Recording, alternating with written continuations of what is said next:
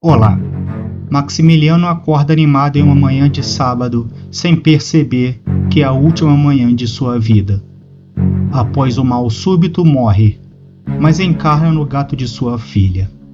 Ao ouvir a conversa dos filhos, percebe duas coisas: a ingratidão alimentada pela ganância e que eles o mataram pela herança. Se quiser saber o que vai acontecer, acompanhe o vídeo até o fim. Deixe o seu like, o seu comentário e, se forças ocultas o trouxeram até aqui, inscreva-se no canal. Em 2021 trarei uma série épica aqui. Você poderá acompanhar um pequeno teaser ao fim dessa história. Pessoas comuns, envolvidas em histórias que fogem à compreensão, onde os pesadelos se tornam reais. Bem-vindo ao lado mais escuro do cotidiano. Bem-vindo ao canal Sombras Soturnas.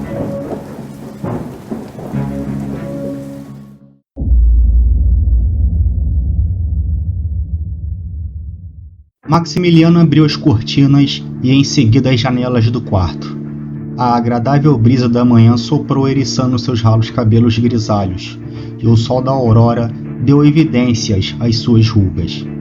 O velho debruçou-se sobre o peitoril da janela e contemplou a virgindade de um sábado imaculado, com pássaros cantantes, céu de anil com pouquíssimas nuvens e um baço espectro da lua. Ele não sabia que era a última vez que contemplava o mundo. Sobre o criado mudo, ao lado da cama, um copo d'água, junto aos seus comprimidos. Embaixo do copo um bilhete. Ele sorriu ao lê-lo. Era de Laura, a sua caçula e sua preferida. Ela iria passar o fim de semana fora, mas mesmo de longe tomava conta, e pedia para que o pai não se esquecesse do remédio. Seu Max enfiou um comprimido na boca e tomou 2 longos goles de água morna, fazendo seu pomo de Adão subir e descer. O velho havia passado por uma ponte de safena havia 2 meses e precisava das pílulas para afinar o sangue.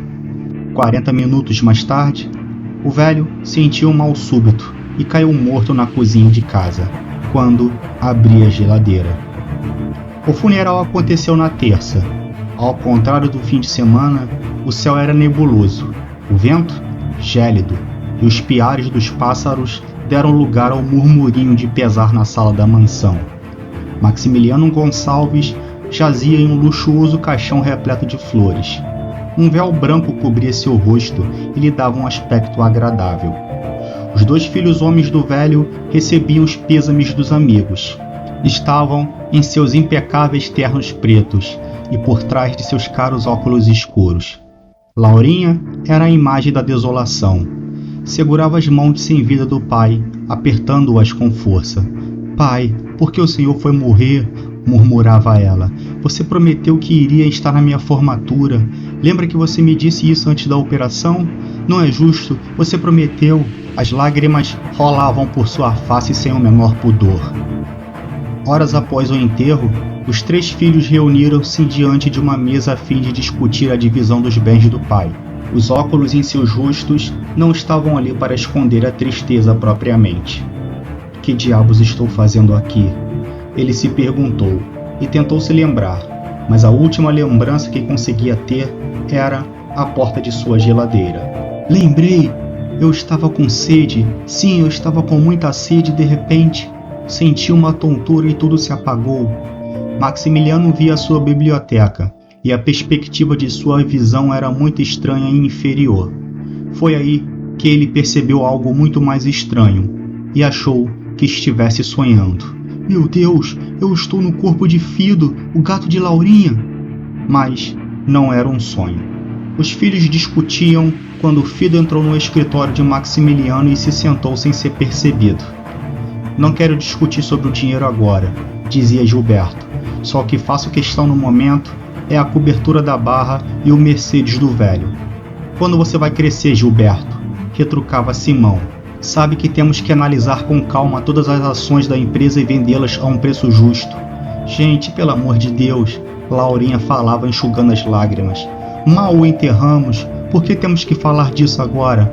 "Ah, vamos, Laurinha", Gilberto falava. "O velho já era para ter batido as botas há 2 meses. A ponte de Safena só estendeu o que era para ter acontecido. Laurinha ficou pasma e sequer conseguiu dizer algo. Simão, que tinha idade na época para entender a morte da mãe, disse: "Não fique assim, Laurinha. O tempo vai curar isso. Vai por mim."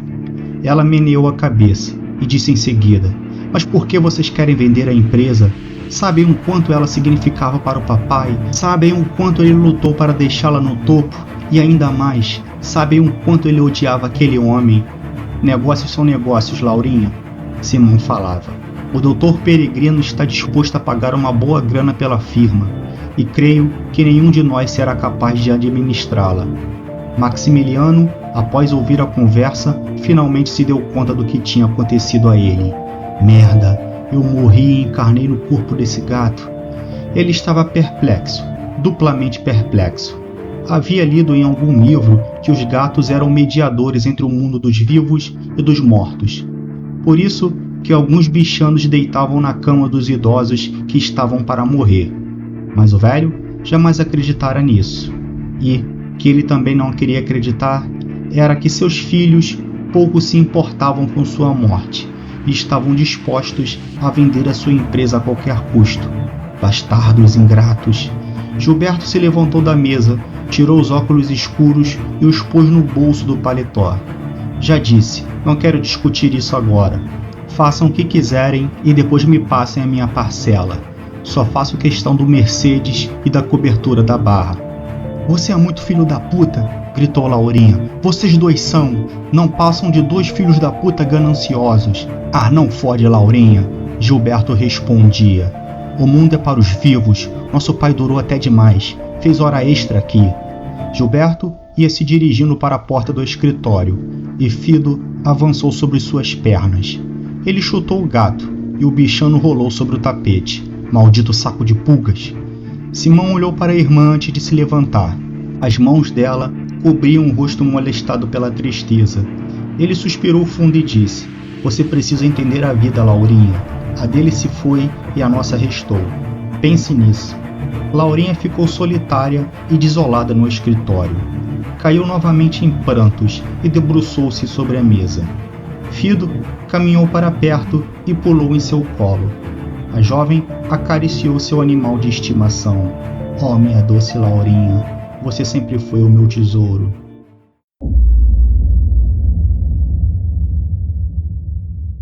Maximiliano sabia que não tinha muito tempo.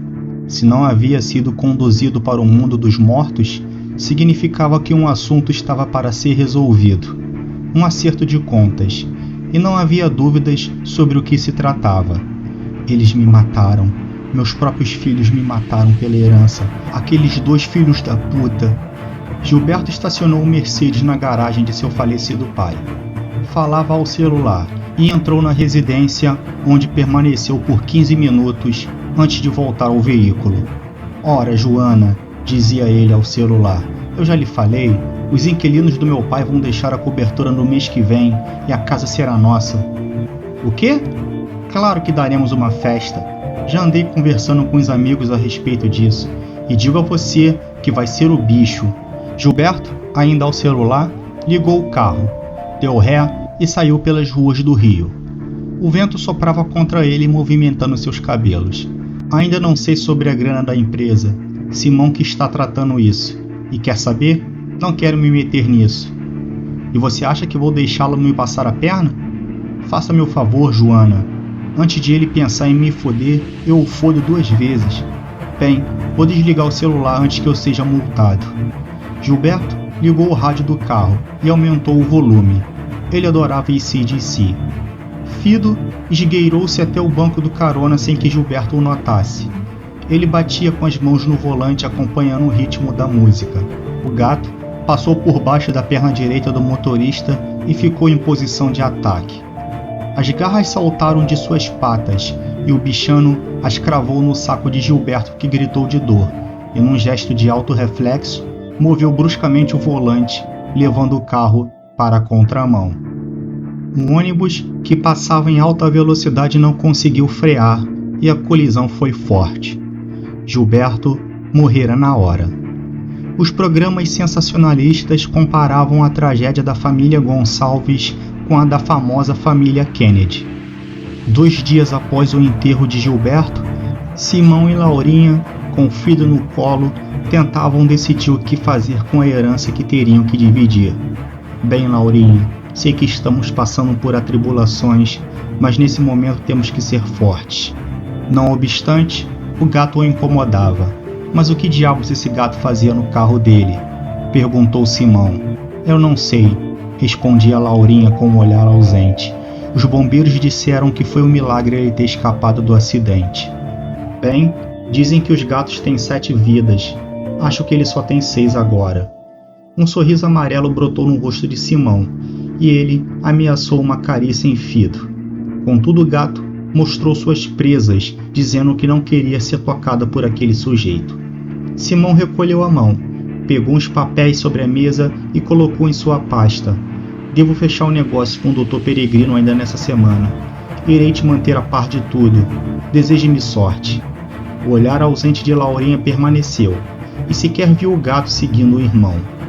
Simão estava animado com a partilha em menos pessoas, pois sabia que Laurinha era tola, fácil de ser manipulada e fácil de ser enganada. Está tudo correndo bem.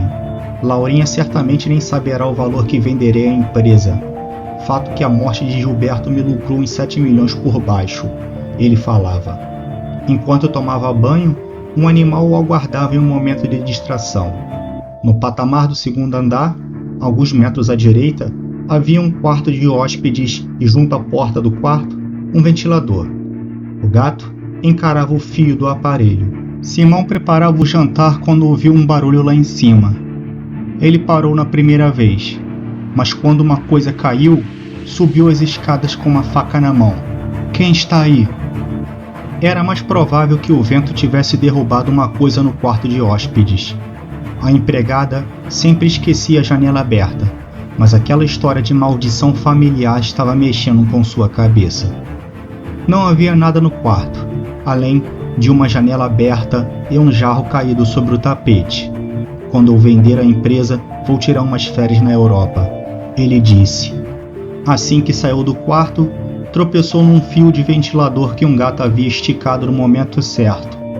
Rolou os 15 degraus e uns metros no andar de baixo, caindo de barriga para cima e com a faca enterrada acidentalmente em si.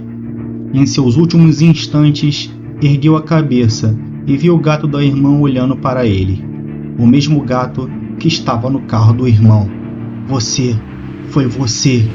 Morrera com o indicador apontado numa imperativa acusação para o alto da escada.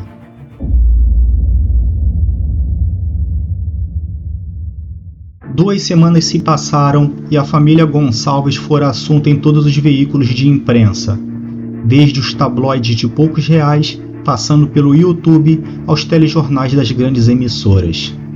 Laurinha se tornou uma espécie de celebridade mórbida por ser uma sobrevivente de mortes e acontecimentos bizarros em sua família.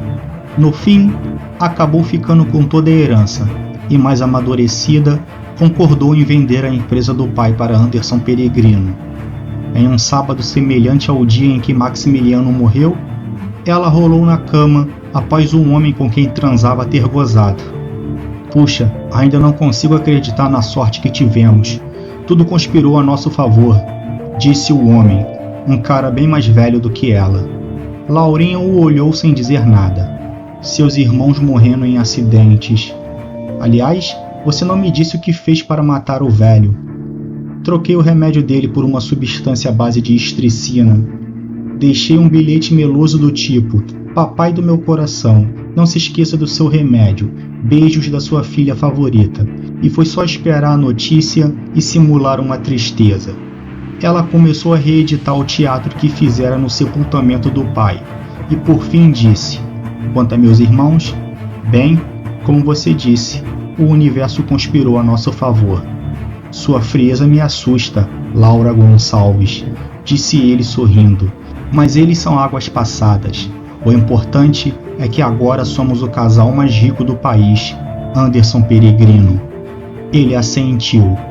O gato pulou no colo de Laurinha, mas a alma de Maximiliano não estava mais lá.